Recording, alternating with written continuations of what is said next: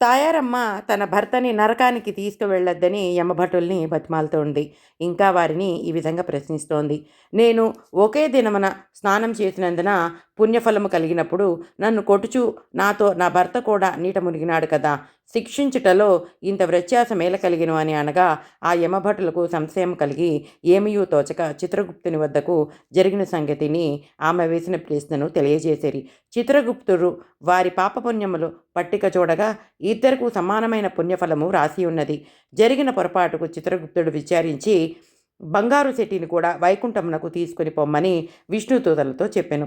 విష్ణులోకమునకు ముందు వెళ్ళి ఉన్న తాయారమ్మ తన భర్త గతి ఏమయ్యనో అని ఆతృతగా ఉండగా, బంగారు శెట్టి పుష్పక విమానం మీద వచ్చి వైకుంఠంలో దిగినాడు.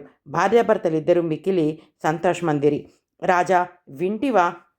భార్య వలన భర్తకు కూడా ఎటుల మోక్షము కలిగినో? భర్త దుర్మార్గుడై పిసినుగొట్టుగా వ్యవహరించినను భార్య యథాలాపముగా ఒక్కరోజు మాఘస్నానము చేసినందున ఇద్దరికిని వైకుంఠ ప్రాప్తి కలిగినది కదా. కనుక మాఘస్నానము 4 రోజులు చేసినచో మరింత మోక్షదాయకమగును అనుటలో ఎటువంటి సందేహము లేదు అని వివరించాడు.